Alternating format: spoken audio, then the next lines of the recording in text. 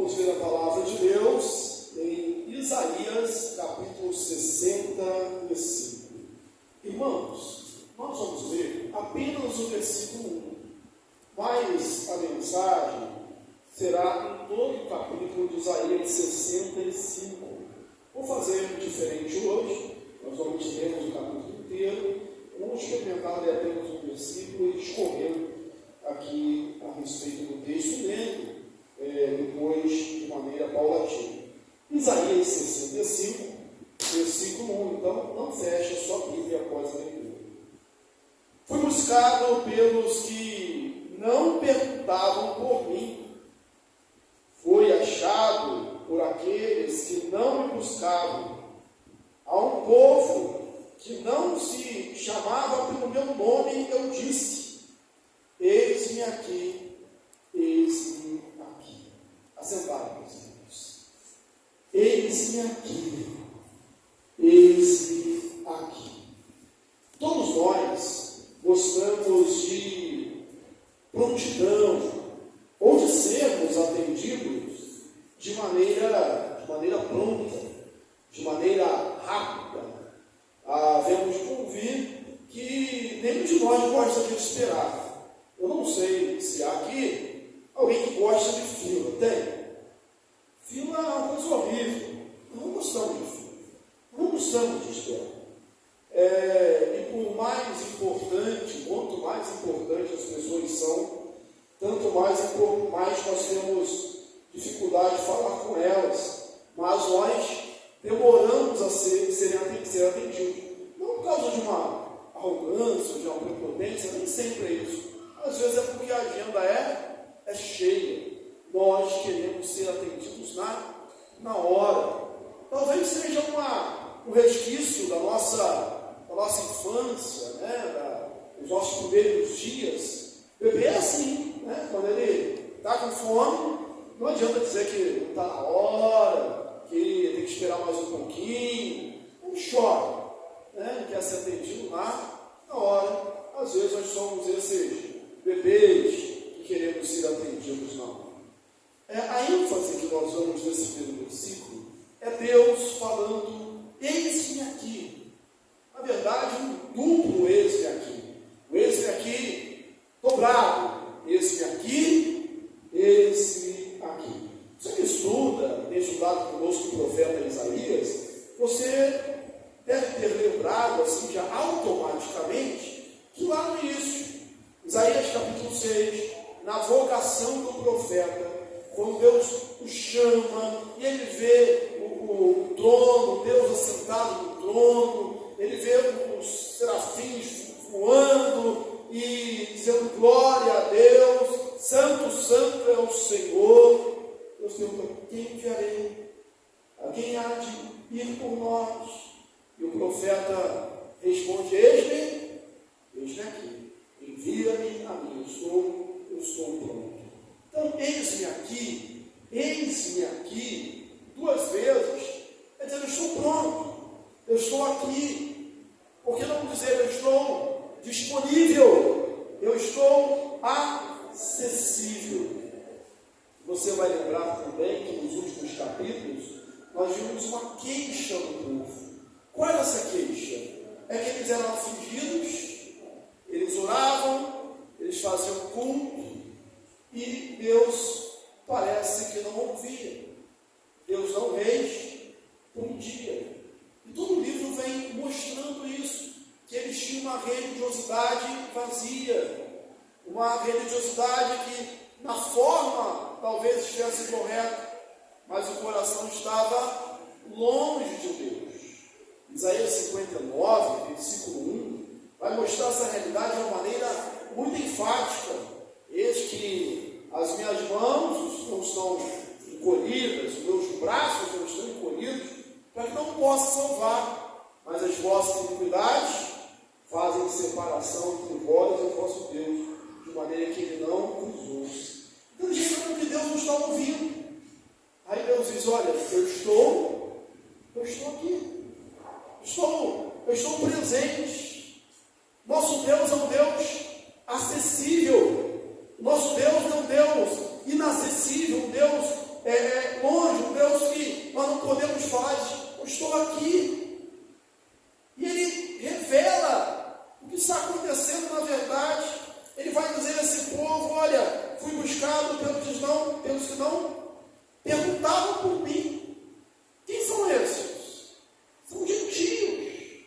Só que eles são um povo de Israel, não eram judeus. Mas até esse povo, que não fazia parte da aliança, Deus estendeu as mãos. Deus deixou-se achar. E os profetas dizem isso: buscar-me-eis e me achareis quando me buscarem de todo o vosso coração. Achar-me-eis e me encontrarei quando me buscarem de todo o vosso coração. Eles não buscavam a Deus de verdade. Fui achado por aqueles que não me buscavam. A um povo que não me chamava, não chamava pelo meu nome, disse eu: eis-me aqui. E olha o versículo 2: eu estendi as mãos todo dia. Eu estendi as mãos todo dia. Essa é a característica de Deus. É o Deus de mãos estendidas. É o Deus de braços abertos. É o Deus simbolizado naquele pai, lá de Lucas, no capítulo 5, que o filho sai de casa, o filho vai para uma terra distante, a parábola do filho pródigo, e quando ele volta para casa, a notícia que nós temos é que o pai está aguardando. O pai corre até o seu encontro, o pai o abraça, o pai o acolhe.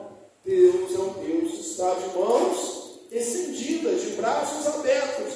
Mas esse povo, olha a característica do povo: estendia as mãos todo dia a um povo rebelde, que anda por caminhos que não é bom, seguindo seus próprios pensamentos.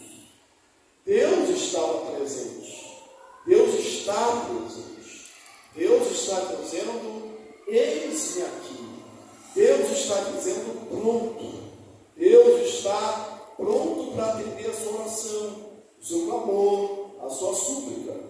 Mas o que basta saber é se nós estamos entre aquele povo que busca a Deus com o coração sincero, aquele povo que anda segundo a vontade de Deus, ou se nós estamos mais como aquele povo do exílio que buscava a Deus com os lábios, mas o coração estava longe de Deus. Esse aqui, um povo duro, um povo que anda segundo os seus próprios caminhos, um povo que anda segundo os seus próprios pensamentos. Lembra da palavra de Deus dizendo: olha, enganoso é o coração mais do que todas as coisas, terrivelmente corrupto. Quem não entenderá? Irmãos, nós não somos chamados a andarmos segundo a vontade do nosso coração. Nós não somos chamados a andarmos segundo os nossos próprios pensamentos. Nós somos chamados para andarmos segundo a vontade de Deus. A vontade de Deus, a lei de Deus, que é boa, perfeita e agradável. Assim é a vontade de Deus. Darmos nos caminhos do Senhor, seguirmos os seus conselhos, porque o princípio da sabedoria, o temor do Senhor, é o princípio da sabedoria. Então não ande segundo aquilo que você vê, segundo aquilo que você pensa, ande segundo aquilo que Deus determinou, segundo aquilo que Deus escolheu para você. Ele falou isso ao profeta também: eu é que sei os pensamentos que têm ao vosso respeito, pensamentos bons, pensamentos de paz e não de mal, para fazer tudo aquilo que desejou. Além de esse povo ser um povo rebelde, um povo a quem Deus está estendendo as mãos, Deus que é acessível, ele vai dizer algo um pouco mais profundo no versículo 3. Um povo que me irrita abertamente. Não havia escrúpulos, não havia um ato de mais esconder o erro. Esse povo irritava a Deus continuamente. Um pouco mais à frente, ele vai dizer que esse povo era como uma fumaça nas narinas de Deus, uma fumaça que o irrita. E por que esse povo irritava a Deus? Porque não dava segundo os seus caminhos. Eles adoravam nos jardins, adoravam aos deuses pagãos que Deus mandou destruir. Esse povo oferecia ao Deus sorte e ao Deus destino. E quantas pessoas hoje também fazem isso? Eu acredito na minha sorte. Eu acredito no meu destino. Não, o destino, cego que é, ou a sorte que você tem, não é isso. O universo conspira ao meu favor. O universo não pode fazer nada por você. O Deus, Criador dos céus e da terra, esse pode. Ele tem poder para isso. Então Deus diz que esse povo está irritando continuamente, de maneira aberta. Olha o versículo 4. Até onde vai a idolatria? Até onde vai a apostasia? Deus, em sua lei, ele condenou a consulta aos mortos, ele condenou tocar no corpo morto, era indício de impureza. Mas diz esse povo, eles habitam no meio das sepulturas, eles dormiam no meio dos sepulcros, esperando poder falar com mortos, quando eles podiam falar com o Deus vivo, o Deus eterno, o Deus verdadeiro. E quantas vezes as pessoas fazem isso ainda hoje? E pensam que Deus está longe, Deus está distante. Não, Deus não está longe, Deus não está distante, Deus não está omisso. Deus é o Deus que hoje, para você, está dizendo: esse aqui, esse aqui. E para tornar isso um pouco mais paternal ou maternal, no sentido de afeto, se você quiser, quando a gente está aflito, quando a gente, de nossa infância, a gente estava com medo de alguma coisa, nada conforta mais, nada dá mais esperança, nada faz aquietar mais o coração do que quando o pai, especialmente a mãe, abraça, acalenta e diz: papai está aqui, ou mamãe está aqui. É o Deus que nos diz: olha, eu estou aqui. Mesmo se uma mãe vier a se esquecer do seu filho, do filho que a lamenta, eu não me esquecerei de ti. Mas o povo pecava, o povo transgredia, o povo irritava a Deus, o povo estava cheio de iniquidade, mais iniquidade. Mas Deus é o Deus que tem também um remanescente fiel. E aí a gente começa aqui, já no capítulo, no versículo 8. Assim diz o Senhor: como quando se acha vinho num cacho de uvas, dizem: não desperdiceis, pois a bênção dele, assim farei por amor dos meus servos, e não destruirei a todos. Você deve ter lembrado aqui, nessa leitura, daquele incidente, daquela cena de Abraão orando, e Deus falando com Abraão que iria destruir a cidade de Sodoma. Sodoma e Gomorra foram destruídos com fogo. E Abraão, que tinha o seu sobrinho Ló morando naquela cidade, ele disse: Senhor, esses pegam lá 50 justos, 100 justos, 50 justos, e foi descendo. E Deus falando que não destruiria por amor daqueles justos. Né? Deus é o Deus que sabe separar. Ele é que de fato guarda o seu remanescente fiel. Lá no Novo Testamento, Jesus ele contou uma parábola do joio que crescia no meio do trigo. E aí os servos vieram perguntar ao Senhor se eles deveriam arrancar o joio, porque junto com o trigo nasceu o joio. E eles se parecem muito. Só que o joio não dá fruto, né? Quem dá fruto é o trigo. E eles falaram: a gente deve arrancar o joio? E o Senhor disse o quê? Não, deixa eles crescerem juntos. Não é a hora de separar, mas no tempo certo, porque se arrancar agora, vocês correm o risco de arrancar o joio, e junto com o joio arrancar o trigo. Então deixa ver a colheita, deixa ver o tempo certo. Deus, ele sabe separar o joio do trigo. E aí ele fala aqui dessa metáfora das uvas, dos cachos. É como se tivesse uma vinha, e essa vinha tivesse dado uvas ruins, uvas bravias, mas se acha num galho, ali num ramo, uma uva boa, um cacho bom. Ele fala, não deixe, eu disse. Então Deus guarda uma vida inteira, por causa de um cacho bom, por causa de um ramo bom. Deus, Ele sabe preservar os seus fiéis. E desde o início, Ele fala desse remanescente fiel. E diz que vai abençoar. E vai abençoar tanto a descendência, e a gente está lembrando que o contexto próximo aqui é a volta do cativeiro babilônico. Mas que no contexto mais escatológico, mais para o fim dos tempos, fala do nosso último êxodo, que é a nossa ida para o céu. E ele vai falar, Saron servirá de campo, debaixo das ovelhas, e o vale de Jacó de lugar de repouso de gado, para o meu povo que me buscar. Saron e Jacó aqui são terras fertilíssimas, é lugar bom, lugar onde havia abundância. Enfim, o que ele está falando é que haveria abundância. Deus tem uma abundância, tem uma plenitude para você, para aquele que o busca. Mas aquele que busca o Deus destino, o Deus só, aquele que não atende a Deus, irá passar provações, necessidades. E o texto continua dizendo que haveria alegria, haveria abundância, haveria bênçãos para o seu povo. E aí a gente vai lá para o versículo 17 até o versículo 25, que eu vou ler. Deus tem algo único. Enquanto o povo quer a restauração, a terra de Jerusalém, a terra de Judá, Deus tem novos céus e nova terra. Enquanto o povo quer uma bênção transitória e passageira, Deus tem uma bênção eterna. E vamos ler esse texto, versículo 17 até o versículo 25.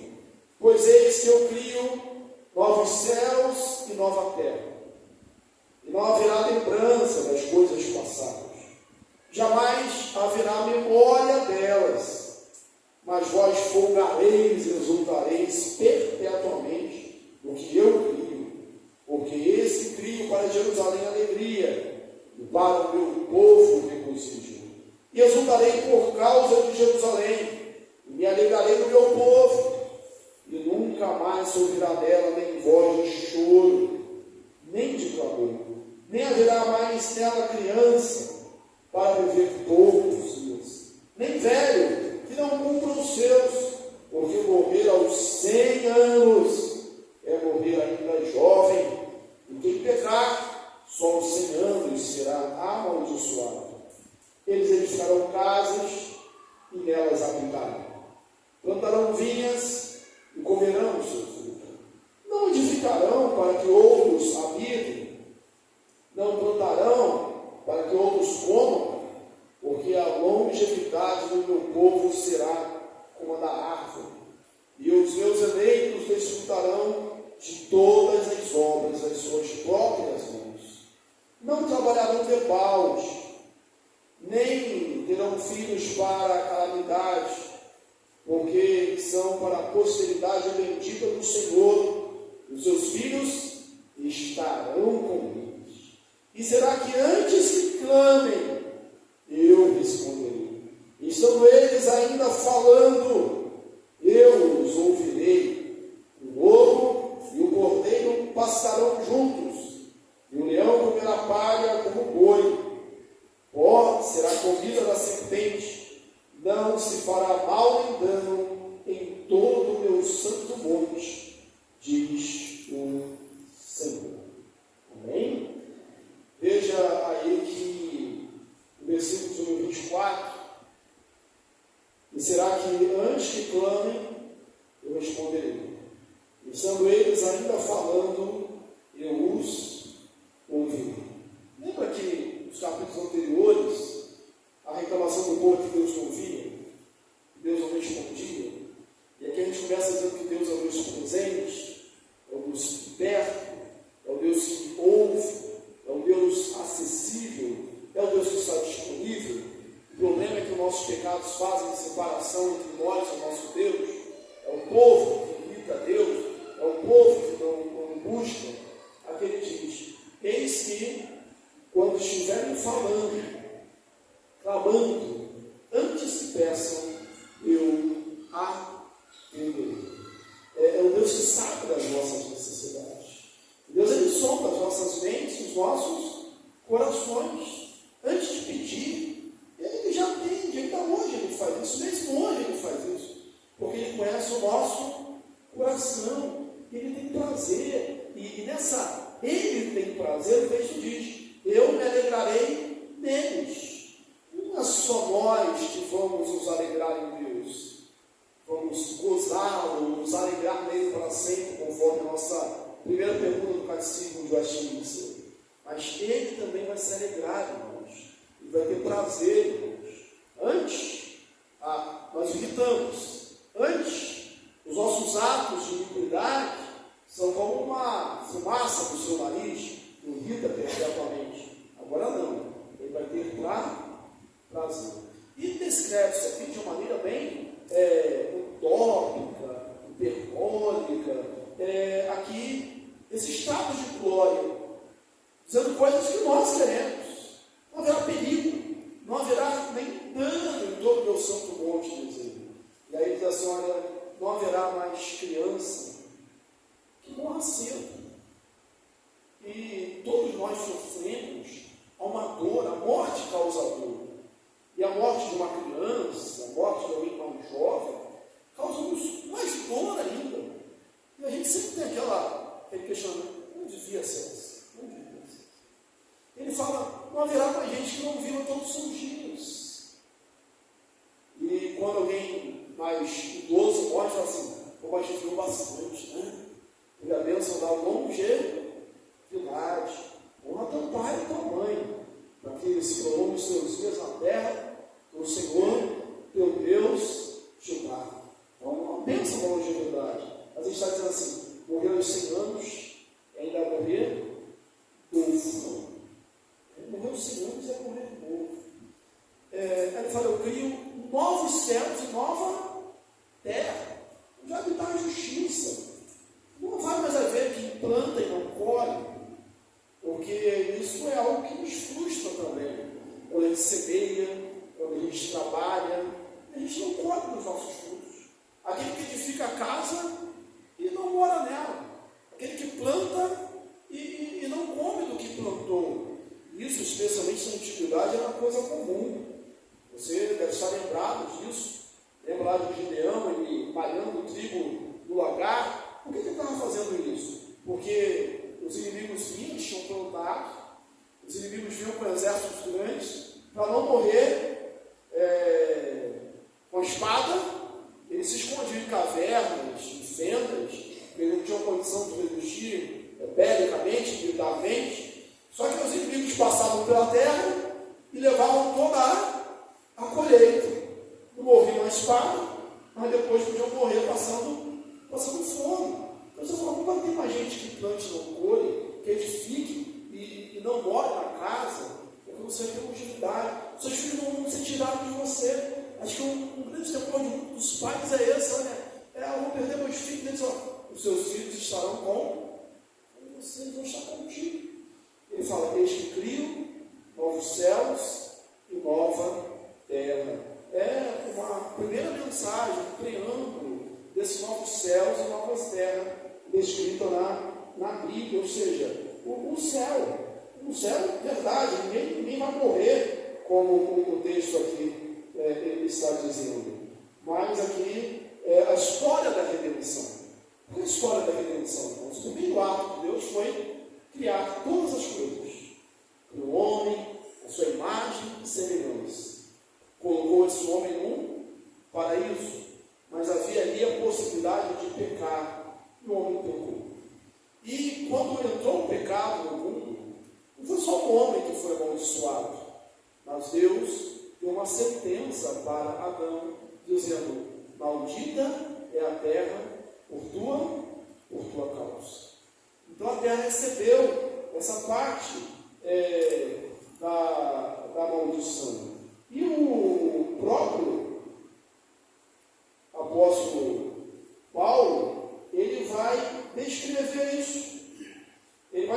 no capítulo 8 de Romanos assim: porque para mim tenho por certo os sofrimentos do tempo presente não são para comparar com a glória por vir a ser revelada em nós, os filhos de Deus.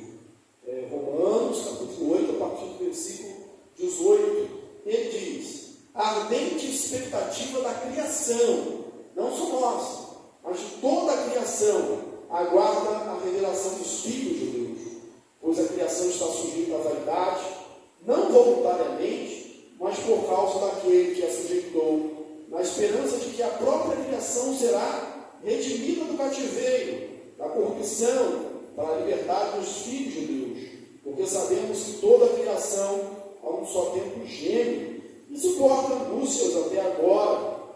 E não somente ela, mas nós também, que temos as primícias do Espírito, gememos igualmente em nosso íntimo, aguardando a adoção dos filhos, a redenção dos nossos corpos. Então não é só na ressurreição, na volta do Senhor Jesus, a criação também será restaurada, restabelecida.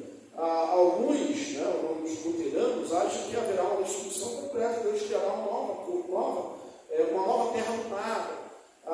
Os calvinistas entendem que Deus vai refazer, vai restaurar essa nova terra e os novos céus. O apóstolo Pedro nos dá uma luz sobre isso, inclusive da maneira pela qual nós devemos viver, que na minha opinião é o mais importante. 2 de Pedro, capítulo 3, ele vai dizer assim: não retarda o Senhor a sua vida, como muitos a julgam demorada.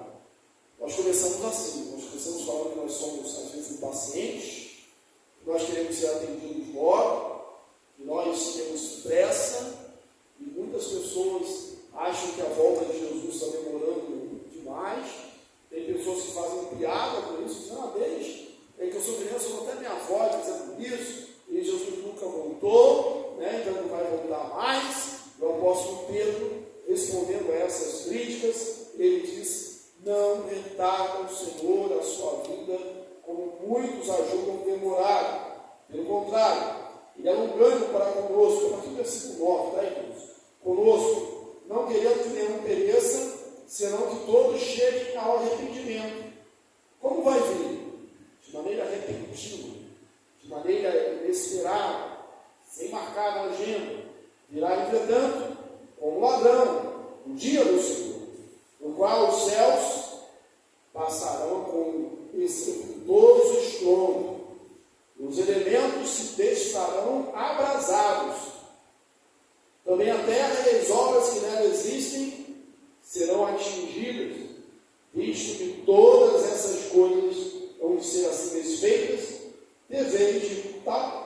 deveis ser de tais como os que vivem em santo procedimento e piedade, esperando e apressando a vinda do dia de Deus, por causa do qual os céus incendiados serão desfeitos, e os elementos abrasados se derreterão.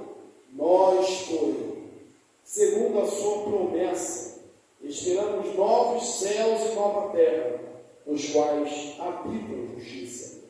Por essa razão, pois, amados, esperando essas coisas, empenhai-vos por seres achados nele, por ele em paz, sem mácula e irrepreensíveis. Existem vários outros textos, como por exemplo Apocalipse 21, 22, que traz essa narração precisa dos novos céus e da nova terra. Porque, irmãos, como vai ser essas coisas? Nós não sabemos. O apóstolo Paulo, para descrever, se diz: nem olhos viram, nem ouvidos ouviram, nem jamais penetrou no coração do homem, no coração humano, o que Deus tem preparado para os seus. É o que não nos pertence. Mas o fato é que a criação será restaurada, que nós estaremos no céu, porque a Bíblia fala disso também, João 14, na casa do meu pai há muitas moradas, se assim não for, eu teria dito, pois vou preparar-vos lugar. Vou preparar-vos lugar. Ao ladrão sendo crucificado com Jesus, que se arrependeu, ele disse, olha, hoje mesmo estarás comigo no paraíso.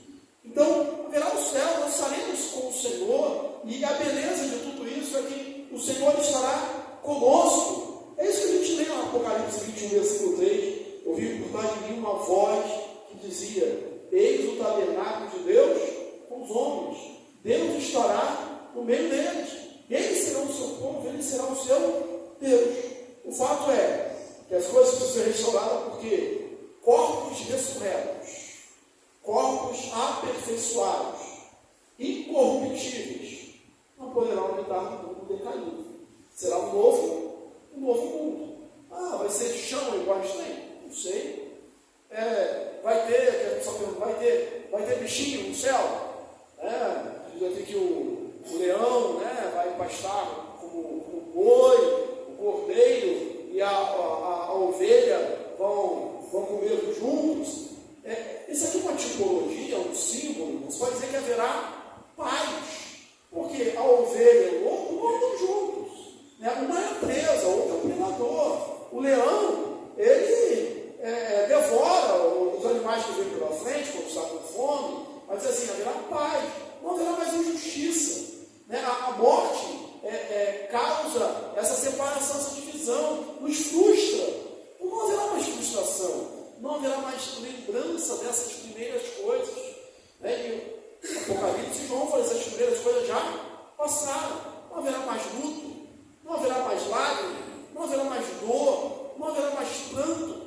E aí lá no Apocalipse que o mar já não mais existe. E aí talvez vocês, alguns,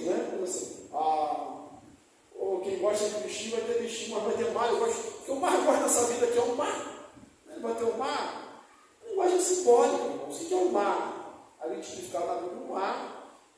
Na Bíblia é símbolo do mal, onde vem as tempestades, onde habita Leviatã. Para João, isso é muito tipológico, porque o João, o apóstolo que escreve o Apocalipse, depois dos seus 90 anos de idade, ele está onde? Ele está numa colônia penal, ele está preso por Roma, do imperador Nero. E onde ele está? Numa ilha, a ilha de Patmos. Então, o que é o mar para ele? Você aprendeu na escola, né? Uma ilha é uma porção de terra cercada por água por todos os lados, né? Então, o que é o mar para ele? O mar é a divisão, o mar é o que separa ele e o povo, a igreja, os remidos. Então, não haverá mais separação, não haverá mais mal algum, dano algum. Isso é tão bom, é tão excepcional, que nós não conseguimos imaginar. Então, nós temos símbolos. Mas eu quero estar lá, você quer estar lá. Porque, ao mesmo tempo, eles chamam de jardim, é rua de ouro, de cristal, ou é uma mansão, uma terra, é o céu.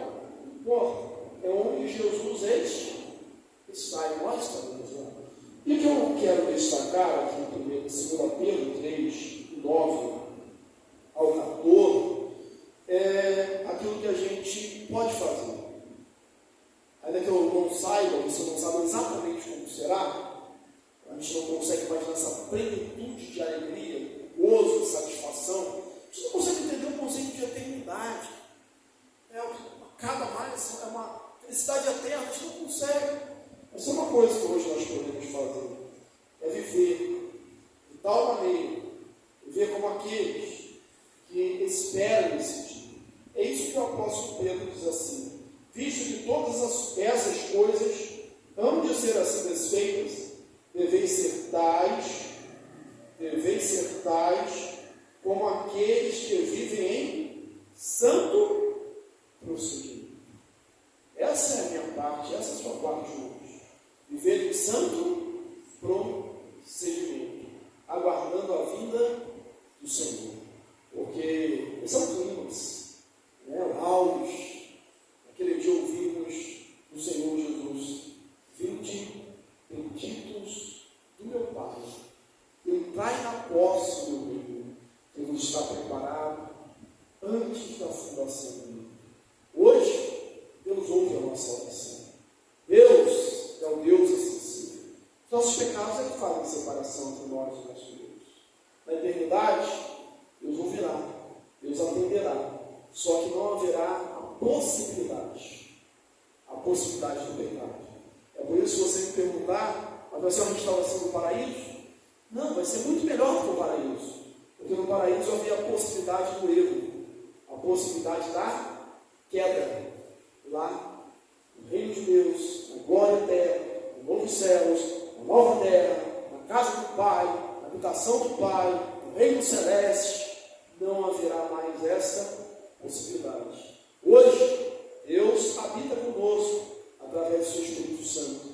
Lá, Ele habitará eternamente conosco. Céu, a presença de Deus, a manifestação plena de Deus. É um lugar, é um estado, é tudo que nós precisamos, mas é sobretudo presença de Deus. Que Deus nos abençoe e que a gente viva essa esperança, aguardando.